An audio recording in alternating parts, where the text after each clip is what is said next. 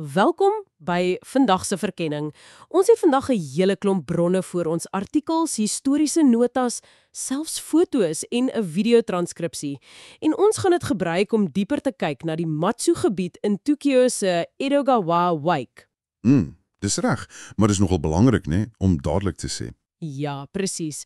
Hierdie is nie daardie baie bekende Matsu-stad in Shimane prefektuur nie. Jy weet, die een met daai groot kasteel. Nee. Ons fokus vandag op 'n ander een. 'n Veel minder bekende, amper wel verskuilde stukkie Tokyo, kan 'n mens sê. Absoluut. En ons missie, as jy wil, is om die verborgde stories en miskien 'n paar onontdekte plekkies van hierdie spesifieke Matsu vir jou op te spoor. Presies. Dis 'n woonbuurt wat, jy weet, maklik oorskadu word deur die groter Tokyo glans. Maar soos ons bronne wys, het dit 'n ongelooflike ryk, gelaarde geskiedenis. Dit wys net weer, né? Ja.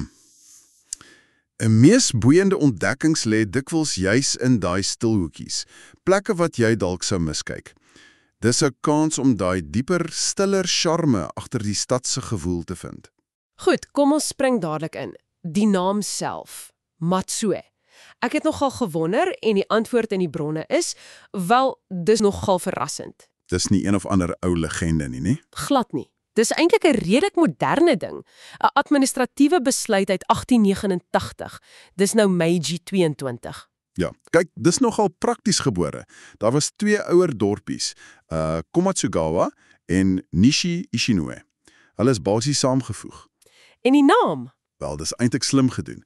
Hulle het dele van die ou name gevat, die Matsu van Komatsugawa en die E van Nishi Ishinue.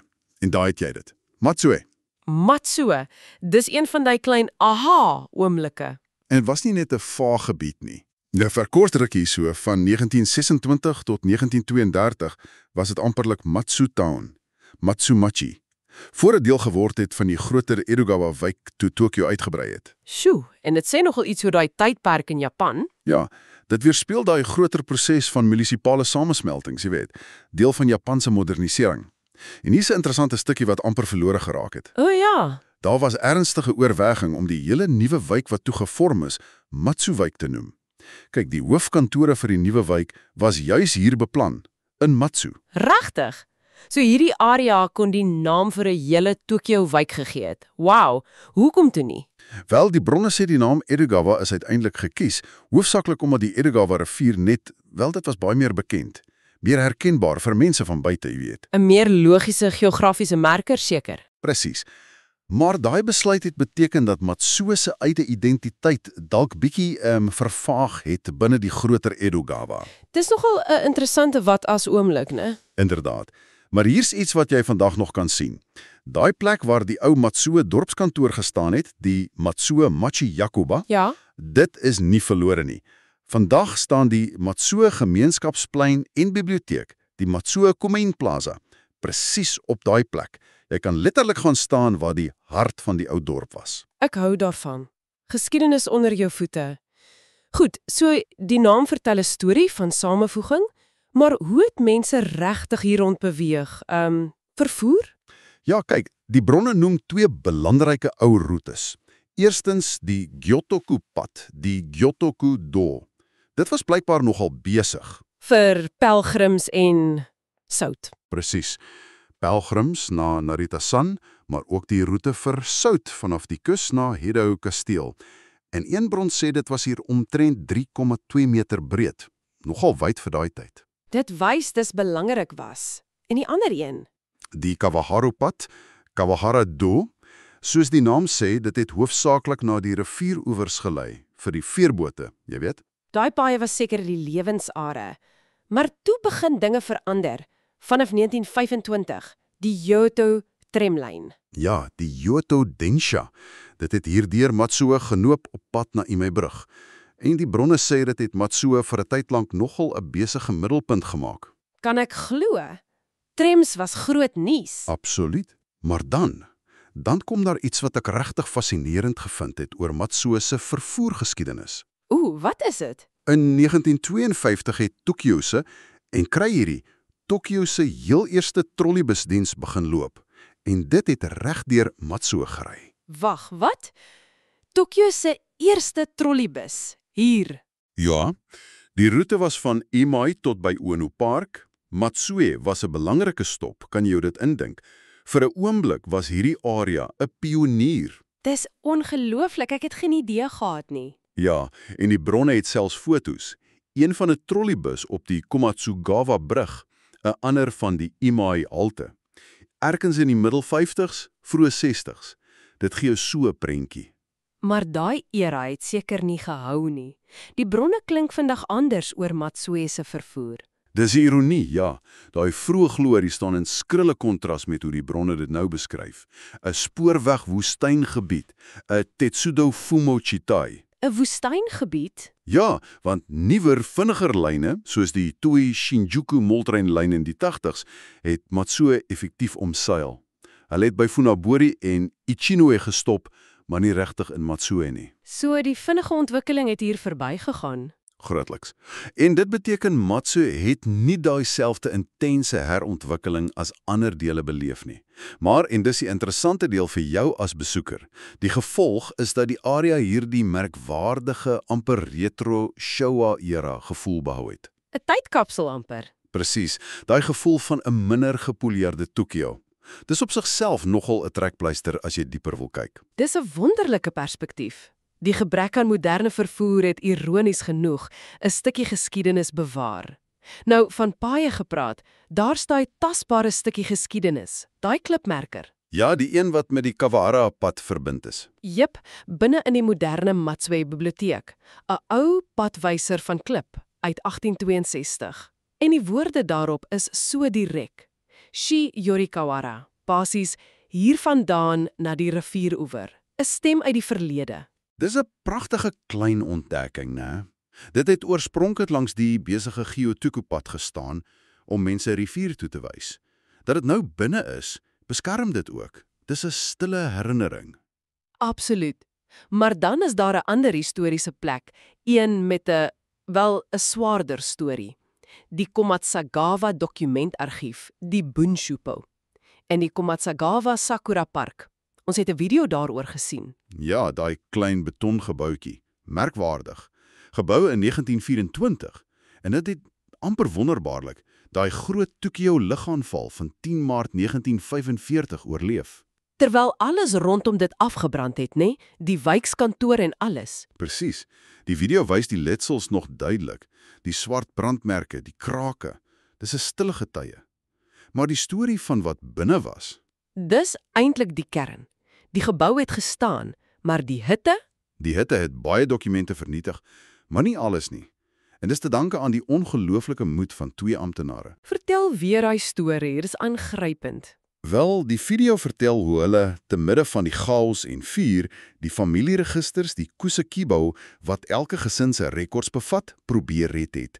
Hulle het hierdie boeke in sakke geprop, gooiingsakke, sê die bron. Gooiingsakke. Ja, en dit in 'n nabygeleë waterweg of sloot weggesteek, net om dit van die vlamme te beskerm. Dis onsagwekkend.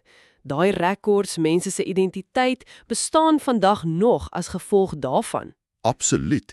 So daai gebouetjie is soveel meer as net beton. Dis 'n simbool van oorlewing, van veerkragtigheid en veral van hoe mense se optrede geskiedenis kan red. Dit laat jou diep dink. En die feit dat dit nou in 'n park staan, naby die vredesbeeld. Presies. En elke lente blom die sakura, die kersiebome rondom dit, daai kontras, die kortstondige skoonheid en hierdie permanente, gehawende gebou wat oorlog onthou. Dis baie treffend. Dit bied 'n dieper ervaring vir jou as besoeker. Dit is werklik 'n plat met betekenis. OK, kom ons beweeg effens na die meer alledaagse polslag, die Matsue Odori winkelstraat, die Shotengai. Dit was seker die hart van die plek. Dit lyk so, ja. Ontstaan in die 50s toe 2 ouer groepe saamgesmelt het en die bronne skilder 'n prentjie van 'n baie lewendige plek in sy bloeityd. Werklik. Dink net, mochi stampfeeste vir nuwe jaar, bon odori danse in die somer, selfs groot karaoke kompetisies. Hulle het bekendes soos die akteur Tomio Umedawa gehad as gasbeoordelaars. Regtig, karaoke met bekendes. Ja, en daar's fotos van lotterietrekkings waar jy 'n reis na Guam kon wen. Kan jy dit glo? Vanuit hierdie plaaslike winkelstraatjie. Ja, die voormalige voorsitter vertel, hulle hou nog goed soos 'n driewielrasies vir kinders en soms Rakogo, daai komiese storievertellings en kunsuitstallings. Dis stiller, ja, soos baie ou Shottingai, maar dit dra steeds daai gehoor. Dis 'n belangrike stukkie sosiale geskiedenis wat jy daar kan aanvoel. En dit bring ons by nog iets wat deel is van Matsuo se trots. Lotuswortel, renkon. O ja, saam met Komatsuna groente was hierdie area bekend vir sy lotuslande, die Hazuda. Jy kon dit glo sien van die winkelstraat af. Dit was deel van die landbou-identiteit, né? Voor al die fabrieke en huise gekom het, baie daarvan het ongelukkig verdwyn. Maar dis nie die einde van die storie nie, en dis 'n wonderlike storie. In 1987 het die Matsuo Daiichi Junior Hoërskool hierdie ongelooflike projek begin. Om die tradisionele Edogawa lotus te red. Presies. Vir hulle 40ste bestaансjaar het hulle self 'n lotusdam op die skoolterrein gebou. Dis fantasties. Gedryf deur 'n begeerte om erfenis te red. En hulle het die wortels gekry van oud-leerlinge wie se families dit geboor het. Ja, en dis nie net die skool nie. Dis die hele gemeenskap. Die PTA, die alumni, Matsuo Kai, personeel, studente, almal werk saam. Hulle plant, hulle oes. Daai dam is 'n lewende monument. Dis pragtig. Dis 'n kykie na 'n dieper identiteit. En terwyl ons praat van instellings, die Matsuo Laerskool moet ons ook noem. Reg. Die oudste laerskool in die hele Edogawa-wijk, gestig 1877. Inderdaad. En interessant, dit het oorspronklik begin binne die Zenyoji-tempel. Dis waar ons nou op pad is, né? Die spirituele, misterieuse kant.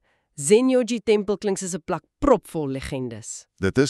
Dit oorloop van plaaslike folklore. Een van die bekendstes is die Hoshifuri no Matsu, die sterwal dinneboom. Stervallende boom, oké, vertel. Wel, die storie gaan, in die tyd van Shogun Iemitsu, so vroeë 17de eeu, was die hoofpriester besig met intense gebed. En toe, net voor hy klaar was, het 'n helder ster uit die hemel geval, presies op 'n groot ou denneboom in die tempelgronde. 'n Ster. Wat toe?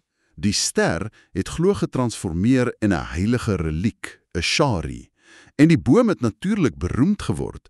Die oorspronklike een het in 1940 gevrek, maar sy direkte nasaad, gekweek uit sy saad, groei vandag nog daar, die tweede generasie sterval denneboom. 'n Lewende skakel na daai legende. Dis pragtig, maar daar's nog iets oor 'n klip. Ja, die Yogo Kuno Ishi, die verskyningsklip. 'n Dief wou glo inbreek, maar toe hy onder 'n denneboom deurglip, het sy voete aan 'n klip vasgehaak. Hy kon nie beweeg nie. Oeps. En toe?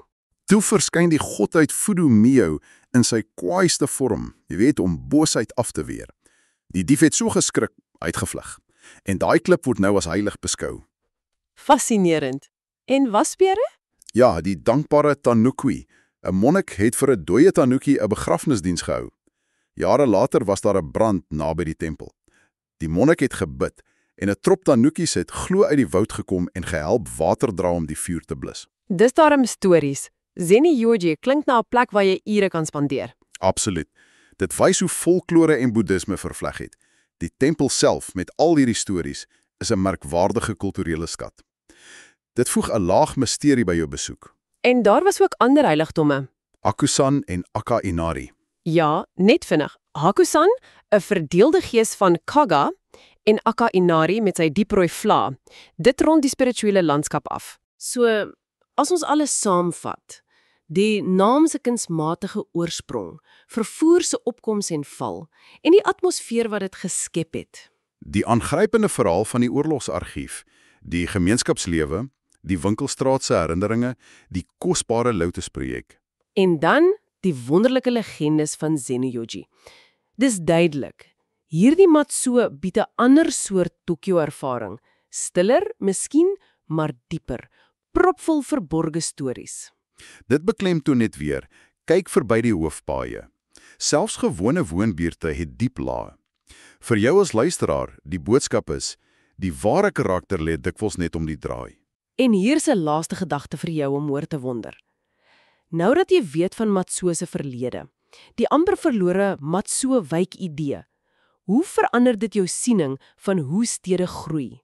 hoe name gekies word, hoe partygeskiedenisse vertel word en ander, wel, stille raak.